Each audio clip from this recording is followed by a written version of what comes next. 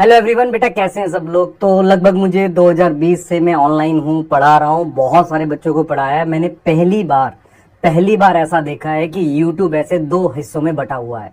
एक हिस्सा वो है जहां पर बच्चों का स्कोर 350, 400, 450 अच्छे बच्चों का, और वो कहीं ना कहीं अपने आप से भी नाराज हैं और जैसी चीजें हुई एग्जाम में उससे काफी नाराज है। और दूसरा हिस्सा वो है उन टीचर्स का है जहां पर वो बता रहे हैं कि हमने सब पढ़ा दिया था, सब उसी में से आया था। मैं एग्री कर सकता हूं, पर कहीं ना कहीं बच्चा नहीं कर पाया, और ये कहीं ना कहीं ये बच्चे को सेंस आ रहा है कि यार हम नहीं कर पाए हैं, और लेकिन टीचर तो बता रहे हैं कि उन्होंने तो सब करा दिया। तो कहीं ना कहीं बच्चे को ऐसा लग रहा है कि यार क्या सारी कमी मेरे में थी, या कहीं ना कहीं कुछ और किया जा सकता था, बेटर प्लानिंग हो सकती थी। इस वीडियो को आप बहुत ध्यान से देखेंगे ताकि आपको सही चीज समझ में आए। उसके अलावा आप क्या करेंगे, इसको शेयर भी करेंगे उन बच्चों के साथ जो काफी परेशान है, क्योंकि क्या होगा, कॉलेज तो बेटा आपको अपनी रैंक से ही मिलेगा, लेकिन अगर आप बाकी लोगों को सही चीज बता पाएंगे तो शायद आप उनकी कुछ हेल्प कर सके। मैं ये जानता हूं कि मैं सारी बातें सही नहीं बोलता, पर मैं कोशिश करता हूं कि एक ऑनेस्ट रिव्यू दूं आपको। मैं आपको अगर बताऊं कि मैं 2024 भी पढ़ाया है, 25 भी पढ़ाया है, और 16 में भी मैं पढ़ा रहा था। ठीक है, मैंने 2013 भी पढ़ाया जब फर्स्ट टाइम नीट लगा, या 2012 में प्री और मेंस का पेपर होता था। तो हमने बेटा इतने सीजन देखे हैं ना कि हमें सबका आइडिया एक्चुअल में क्या है। मैं आपको एक प्रॉपर एनालिसिस देने जा रहा हूं, ध्यान से देखना। एक्चुअल में क्या हुआ है बेटा, 2024 में एक स्कोर था कि लगातार मैसेज आ रहे थे, सर 620, 630, 640। हमें ऐसा लग रहा था यार बच्चों के बहुत नंबर आए हैं। तो एक अच्छा बच्चा, एक ठीक बच्चा हमें 500 से 650 के बीच में दिखा। तो एक जो मुझे दिखा ना ग्राफ, ऐसा दिखा कि उसने पीक लिया यहाँ पर अच्छे बच्चों का। मैं ये नहीं कह रहा अच्छे बच्चों का मतलब बेटा पढ़ने वाले बच्चों की बात कर रहा हूँ, आप गलत मत लेना। बहुत सारे बच्चों के नंबर लो भी थे। तो एक पीक मुझे दिख रहा था 550 से 650 के बीच में, बहुत बच्चा था। इस साल जो मुझे दिख रहा है वो 350, इवन 300 से 450 या 450 के बीच में बहुत बच्चा है। इसका मतलब सीधा सीधा मुझे लगभग 200 नंबर का गैप दिख रहा है, जो 2024 में हुआ और 2025 में हुआ। इस गैप को एक बार एनालाइज करते हैं दो तरीके से। 24 में एक ऐसा स्कोर जब कॉलेज नहीं मिला और कॉलेज मिला, और 25 में एक ऐसा स्कोर जहां पर कॉलेज मान लो मिलने के चांस कम है और जहां पर मिल सकता है। एक बार देखना ध्यान से देखो, मान लो 2024 में 600 के आसपास का किसी का स्कोर है और कॉलेज नहीं मिल रहा है, तो गवर्नमेंट कॉलेज की बात कर रहा हूं, गवर्नमेंट कॉलेज की। तो वहां पर बायो में उसके 300 के ऊपर डेफिनेटली रहे होंगे, और फिजिक्स केमिस्ट्री में से किसी एक में 150 के ऊपर जाएगा, तब जाके ये 600 प्लस टच करता है। लगभग 620, 630 टच कर रहा था, कॉलेज नहीं मिल रहा था। अच्छा स्कोर जो था वो 650 था, जिसमें बायो बाई डिफॉल्ट 340 जा रही थी, और फिजिक्स केमिस्ट्री में से कोई एक या दोनों 160 के आसपास था। जब मैं फिजिक्स 160 की बात करता हूं, आप देखो जरा 4 से डिवाइड करके कितना आ रहा है, कितना आ रहा है, लगभग 40 क्वेश्चन। 50 क्वेश्चन आए थे, उसमें से 40 करने थे, टाइम भी भरपूर था और पेपर इजी था। तो बच्चे आराम से ये क्वेश्चन कर भी ले गए, और करना भी चाहिए। मतलब अगर पेपर इजी है तो मुझे सारे करने चाहिए, ऐसा हुआ। तो बच्चे को लगा पेपर ठीक हुआ है, बढ़िया हुआ है। तो 650 के ऊपर हमारे पास काफी बच्चे मिले। ठीक है, मतलब जिनको कॉलेज मिला वही मतलब उसमें गए। अब बात करते हैं इस साल की। एवरेज स्कोर जो है बेटा वो मुझे अगर 400 के आसपास मिल रहा है, जिसमें बहुत सारे बच्चों को कॉलेज में, जनरल कैटेगरी की बात कर रहा हूं, पहली बात जनरल कैटेगरी की, जिनको 400, 350, जिनको कॉलेज नहीं मिल रहा है। प्रॉब्लम ये है कि बायो में उसका सिर्फ 250 आ रहा है, या बायो में अगर 300 आ रहा है, तो ये दोनों बहुत खराब है। प्रॉब्लम क्या हुई है, मुझे अभी भी ये समझ में, मतलब थोड़ा सा इसमें बहुत डीपली जाना पड़ा हमें, कि पेपर तो फिजिक्स का डिफिकल्ट था, स्कोर ना बायो में उतना उठा, अगर बायो में उठ गया तो केमिस्ट्री में नहीं उठा, मतलब किसी एक में उठ पाया। तो क्या हुआ एग्जैक्टली एग्जाम सेंटर पर, ये बहुत जरूरी है समझना, क्योंकि ये आज हुआ है तो हो सकता है 3 साल बाद भी हो जाए। और बेटा हम ऐसा नहीं है ना कि सिर्फ 26 के लिए पढ़ाते हैं भाई, हम तो हर एक बच्चे को हर तरीके से तैयार करेंगे ना, तो वो मैं समझ रहा हूं। अच्छा, जिसका अच्छा स्कोर आया उसने बायो तो ठीक स्कोर की, केमिस्ट्री फिजिक्स में से कोई एक जो है वो 100 के ऊपर जरूर गया है।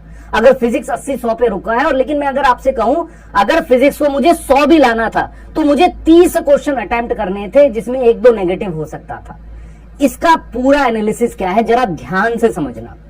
पॉइंट ये है कि बहुत सारे बच्चे जो हैं वो इतना भी स्कोर नहीं कर पा रहे हैं कि वो इस रेंज पे पहुंचे। हो सकता है उनकी बायो ठीक हुई हो, पर केमिस्ट्री में पता नहीं क्या हो गया, फिजिक्स में बिल्कुल ही नहीं स्कोर हुआ, 8 नंबर, 10 नंबर, 20 नंबर, 40 नंबर पे आ गए वो। ये चीज देखने को मिली है इस साल। और इस वजह से जो अच्छा स्कोर है वो 500 से 540 के बीच में, 540 लिख दिया मैंने, 500 के आसपास मान लो एक अच्छा स्कोर है जिसको कॉलेज मिलने की हाई प्रोबेबिलिटी है।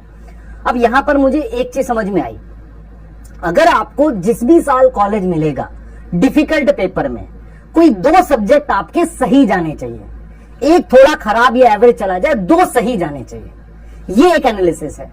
ये चीज समझ में आ रही है? और हम कहां जा रहे हैं आप समझ रहे हो, हम बाकी लोग कहां जा रहे हैं? एनालिसिस ये टफ आ गया, आप टफ पढ़ाएंगे। आप समझो, अगर आपको कॉलेज लेना है तो कोई 2 सब्जेक्ट ठीक जाने चाहिए डिफिकल्ट पेपर में, तीसरा बैलेंस जाएगा तो कॉलेज मिल जाएगा। ठीक है, अब आगे चलते हैं, मैं आपको एक और चीज दिखाता हूं, बहुत इंपॉर्टेंट है। तो मेरा ये मानना है कि चलो बायो लेंदी थी, टाइम लगेगा, तो टाइम लगाया होगा आपने, 1.25 घंटे में करीब मान लेते हैं, पर टाइम लगाने के बाद क्वेश्चन तो सही करने थे। कुछ ही question out of the NCERT मान लेते हैं, जैसा लोग पता नहीं एक अलग ही चीज चिल्ला रहे, कुछ थे मान लेते हैं, मतलब जैसे एमडी सर ने बताया कुछ थे, ठीक है, और उसको एनसीईआरटी से लॉजिकली किया जा सकता था। स्टिल लेंदी थी, पर ऐसी तो थी ना कि 320 के आसपास हम कर सकते थे। आप पैनिक क्यों करें उसमें? पैनिक क्यों करें? आप सोचो ध्यान से। आपको जैसे ही टाइम लगने लगा आप बाकी के बारे में सोचने लगे, 650, 650, 650, ये पैनिक था। दूसरा क्या था, मान लेते हैं केमिस्ट्री भी लेंदी थी, पर 32 क्वेश्चन तो आप सही सॉल्व कर सकते थे, 32, 33, 34 किया जा सकता था। मान लो केमिस्ट्री और बायो मिलाकर आपका टोटल लग जाता, मान लेते हैं 2 घंटे 10 मिनट लग जाता। जैसे मैं मानता हूं कि 2 घंटे 10 मिनट लग गया बायो केमिस्ट्री मिला के, 2 घंटे 20 मिनट, अभी भी आपके पास कुछ टाइम था, कुछ फिजिक्स से क्वेश्चन कर लेते। लेकिन क्या हुआ, जैसे ही बायो लेंदी मिली आपको और केमिस्ट्री भी लेंदी मिली, बहुत सारे बच्चों का पेपर वहीं खत्म हो गया।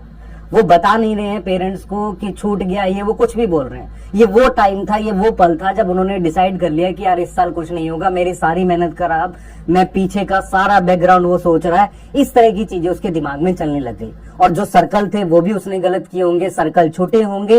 ये मैंने बार बार बोला है कि लेंदी पेपर जब भी आएगा आपको बहुत और करना है। और सबसे इंपॉर्टेंट चीज है, टाइम घटा था इस बार, ठीक है।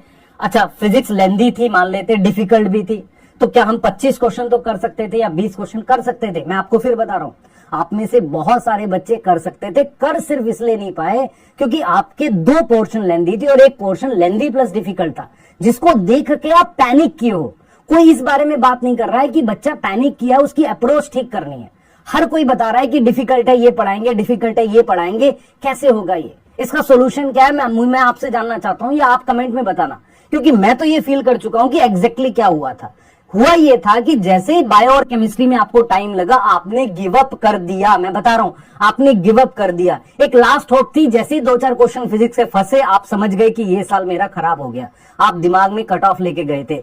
लेकिन अगर आप ईमानदारी से, मैं 6 घंटे की बात नहीं करता, 3 घंटे ही ईमानदारी तो आपकी ने पूरी दिखाई, मतलब पैनिक नहीं करते, मेरे को ये बोलना चाहिए, पैनिक नहीं करते, उसको करके आते तो वो ठीक बन जाता, मतलब वो स्कोर आ जाता जिसको आप डिजर्व करते हो। बहुत सारे बच्चे उसके भी नीचे चले गए, ये बहुत स्ट्रेंज हो गया। अब देखो मैं आपको एक चीज बताता हूं, बहुत सारे लोग क्या बता रहे हैं कि हमें लेवल इंक्रीज कर देना चाहिए, लेवल बढ़ाओ, हार्ड पढ़ाएंगे, हार्ड क्वेश्चन कराएंगे। मैं अभी भी बोल रहा हूं हम गलत डायरेक्शन में जा रहे हैं। मैं बार बार चिल्ला के इस बात को बोल रहा हूं। रीजन क्या है कि पेपर लेंदी आया था, लेंदी का मतलब बहुत मुश्किल नहीं होता है, फिजिक्स का हार्ड हो सकता है, बायो लेंदी थी इसलिए हार्ड बोल रहे हैं हम उसे, समझो, बहुत मुश्किल नहीं थी। आपको समझना पड़ेगा, कुछ के नंबर बहुत कम आए हैं उनको दिक्कत है। अब देखो यहाँ पर सबसे परेशान कौन सा बच्चा मैं बताता हूँ।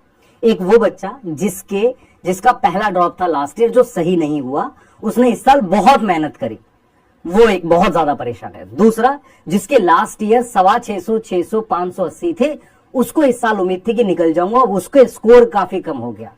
तीसरा, जिसका पहला ड्रॉप था और पहले ड्रॉप में ही 200 आ रहे हैं, उसको ऐसा लग रहा है कि यार ये मेरी अगर वैल्यू है तो मैं कहां 600 लाऊंगा, जबकि 600 लाने भी नहीं थे इस बार। आप समझो ध्यान से, ये सारे ग्रुप ऑफ बच्चे बहुत ज्यादा परेशान। और एक वो है जिसका बेटा लास्ट ड्रॉप लेके चल रहा था, चौथा पांचवा कोई ब्रांच लेके कर रहा है, तो उसको भी काफी फील हो रहा है कि यार ये मेरे लिए बना नहीं। मैं तेरे को एक चीज समझाता हूँ बेटा, नीट के एग्जाम के थ्रू ही बीएमएस, और आप मेंटली प्रिपेयर नहीं हो उस चीज के लिए। एक बार रिजल्ट आ जाएगा तो आप करो काउंसलिंग, उसमें हम काउंसलिंग में भी पूरी मदद करेंगे। पर मैं उन बच्चों के लिए बात कर रहा हूं कि क्या हुआ है एग्जैक्टली और क्या एनालिसिस है। पेपर लेंदी है बेटा, हार्ड प्रॉब्लम नहीं है। लोग गलत एनालिसिस कर रहे हैं, हार्ड है, ये पढ़ा दो, ये बुक करा दो, वो गलत जा रहे हैं। मैं बार बार बोल रहा हूं, गलत जा रहे हैं, वो समझो ध्यान से। सोल्यूशन क्या है जो हम सोच रहे हैं, जैसे मान लेते हैं अगर अगले साल नीट लेवल का इजी पेपर आता है, ठीक है, आप क्या करोगे, मैक्सिमम अटेम्प्ट करो एक्यूरेसी के साथ, फिर कट ऑफ वही 650 650 रहेगी, मतलब उस पर गवर्नमेंट कॉलेज मिलेगा।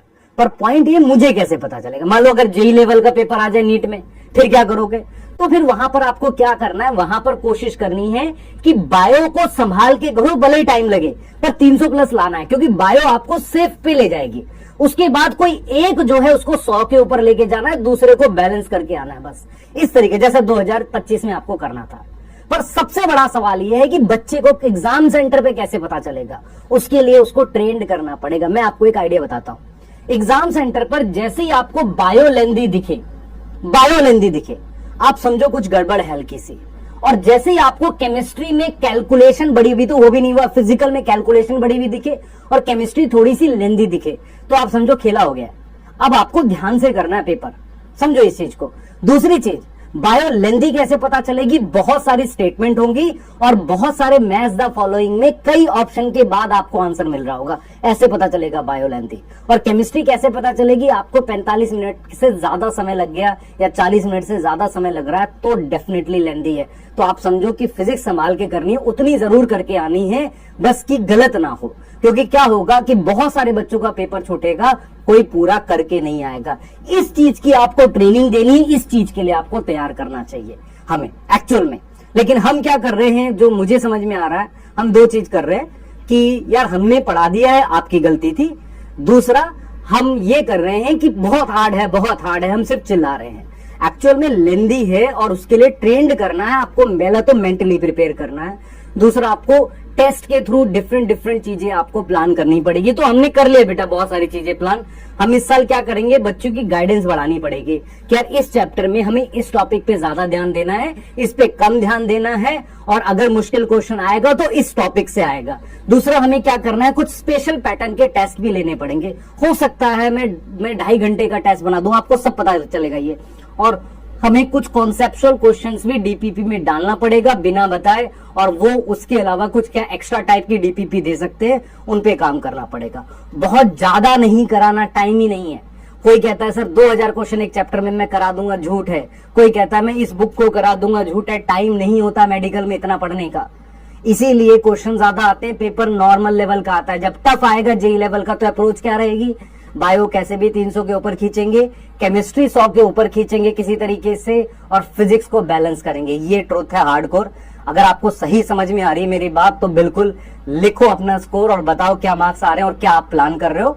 बाकी जो भी काउंसलिंग की हेल्प चाहिए बेटा उसमें करेंगे। पर मैं बार बार बोल रहा हूं, प्लीज, बहुत डिस्ट्रैक्शन है। मतलब बहुत डिस्ट्रैक्शन का मतलब क्या है, इतनी रील्स हैं, आंखों से चिंगारियां निकलती हैं। मैं देख के हैरान हो जाता हूं कि यार एक गुरु शिष्य के रिश्ते को किस तरीके से हमने मतलब खराब कर दिया है, जहां पर एक वो होती थी, रिस्पेक्ट होती थी कि यार हमने कुछ लेना है। मतलब गुरु इज लाइक सन, जो अपनी रेज बराबर सभी पर देता है, उसके लिए कोई स्पेशल नहीं है। लेकिन यहाँ पर स्टूडेंट को स्पेशल दिखाया जाता है, बताया जाता है, ऐसा कोई स्पेशल नहीं होता। और बच्चे का ये धर्म होता है कि वो सुने बात को, क्योंकि उसको 100% रिस्पेक्ट करनी पड़ेगी कि जो बोल रहा है वो सही बोल रहा है। मैं ऐसा नहीं हो सकता कि एक बार ये बात करूं और दूसरी बार वो बात करूं। जो सही है वो सही रहेगा बेटा, उसमें कोई बदलाव नहीं होगा। इस सेशन के बाद आपको शायद कुछ बदले आपकी सोच में, शायद मैं बदलाव कर सकूं, मेरा सिर्फ यही फर्ज था। बाकी हम क्या कर सकते हैं, हम अपने बैच में बहुत चीजें इंप्लीमेंट करेंगे।